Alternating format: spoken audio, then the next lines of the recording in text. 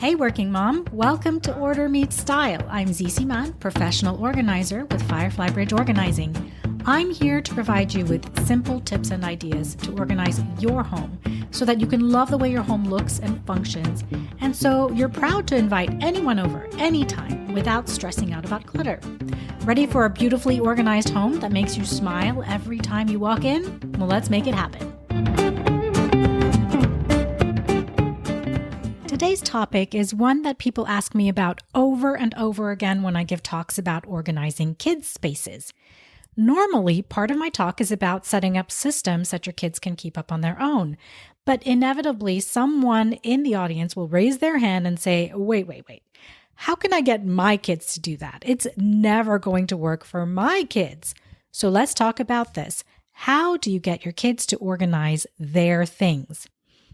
You are an amazing mom who is acing your career and you want to run an efficient home because you know that you and every family member will feel less stressed if your home is organized.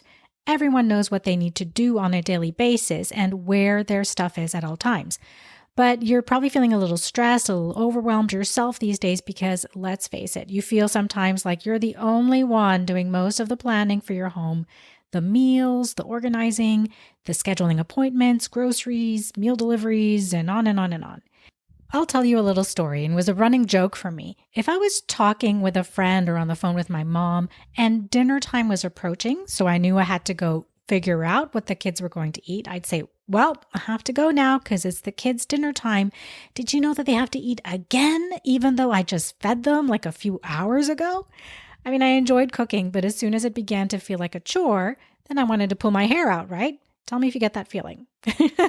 Tell me I'm not alone. The crazy thing is that there was no expectation by anyone else what I should be doing for meals or anything else in my home. Not from my husband, my friends, my family. It was all me. I created the expectations myself. And I'm sure you know what I mean. You just know that the laundry should be done, the food should be healthy and filling and liked by all the eaters in your house. The family schedule should be efficient, everyone should have a healthy activity, a mentally stimulating activity, and all of it should be enjoyable and should be beneficial to their future. So you take it upon yourself to set all of that up, to research it all. Oh, the research. And then the scheduling, the planning, the cleaning, the managing of a staff, the coordinating, the organizing, it's all you. And of course, you're trying to do your work at the same time. So most moms will do what we're supposed to do to build our kids' independence and abilities. We give each of them some responsibilities at home. And then guess what? We have to manage those. Manage that they get done. We do chore charts, reward systems, sticker charts, you name it. And when those break down after a while, because kids, well, they don't always want to do chores, surprise. Well, that's when we start to feel the chinks in our armor. We start to feel frustration, a bit of resentment. We start to do the nagging thing. We bicker with our kids and teenagers. And life at home becomes a little bit less calm. It feels more like a zone of frustration, like things are not under control. Why are the adults the only ones who put the dishes directly into the dishwasher after dinner, even though the kids know that you both need to work for another hour? Why are there always shoes by the door that everyone trips over? Why are the laundry baskets of clothes that you folded still on the chair in the kids' rooms days after you put them there? You're the one who ends up putting the clothes away, no? It pretty soon feels like you're the only conductor here. And because of that, you never seem to have enough downtime. There's always something that has to get done, and you're getting kind of tired. So how do you get the kids to keep their things organized, to put their stuff away in the right place after they've used it, to help out, not because you have to ask them, but because they should know by now what has to be put away? Well, let me share with you 3 strategies that I have that have lowered my stress levels way down. Now, these are not magic wand strategies. These take time, but here we go. The first is to model the behavior. That's just fancy speak for lead by example. Unless they are very young, most humans don't really like to be told what to do, when to do it, and how to do it, and then have to have a lesson taught to them while they're doing it at the same time. It's human nature to want some independence. So I learned to take control over my things and to organize the areas that mattered most to me. The living room, entryway, and kitchen were important to me because when people came over, those were the places they would be in. So in the entryway, we each have a cubby for our shoes, and the shoes don't all fit, right? Some of them have to be kept in our closets. So what I did is I neatly placed my shoes in my cubby each and every time I came in the door. And as I did so, sometimes I would say what was in my head. I would say it out loud. Boy, I love that my shoes don't get scuffed and dirty because they're in the cubby. Or, wow, I love that I always know where my shoes are. I love these cubbies. Or, how easy is it to get out the door because my shoes are lined up in my cubby? And if the shoes were just out of control one day, I would simply say, hey guys, the shoes are out of control. When you go to your rooms tonight, please take one pair with you. And then I would remind them in a very matter-of-fact tone before they went to bed. I also went ahead and organized my side of things, my side of the closet, my side of the bathroom.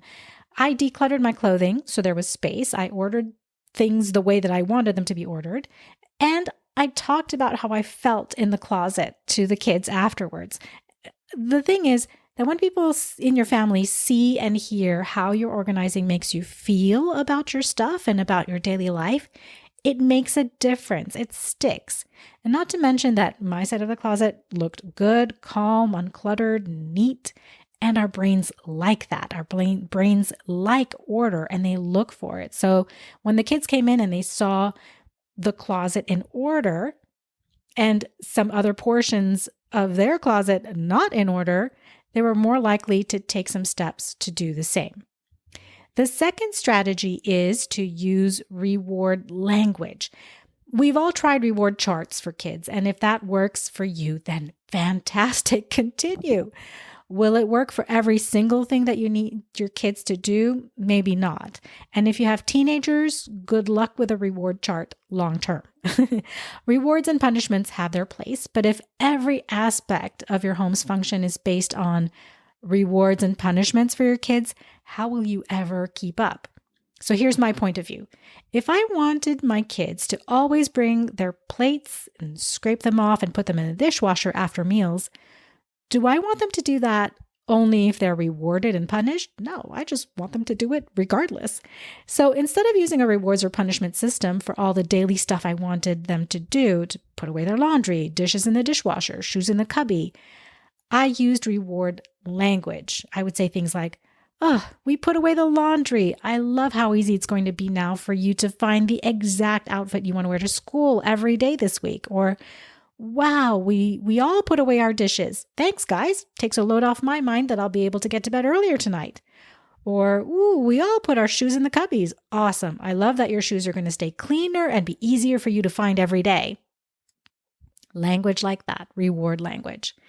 The third strategy is, of course, routines and habits.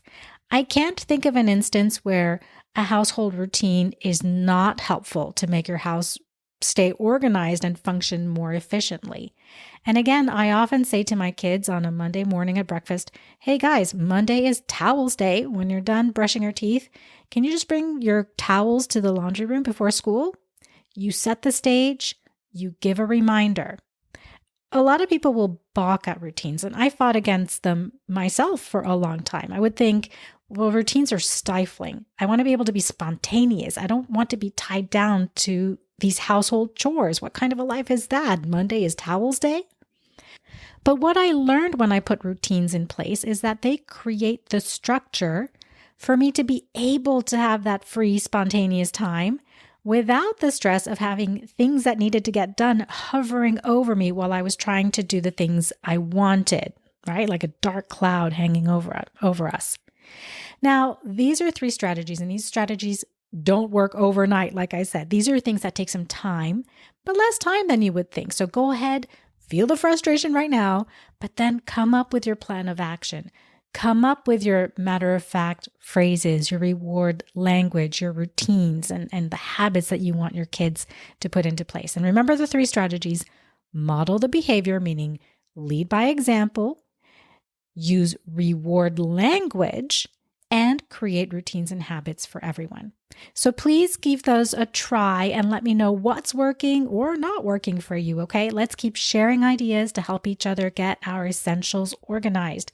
You can send me a direct message on social media at Firefly Bridge Organizing, or join my private Facebook group, The Organized Home Advantage. The link is in the show notes, and this is where I go live every month to share a brief organizing idea, and we can have a conversation there all together. So I invite you to join us.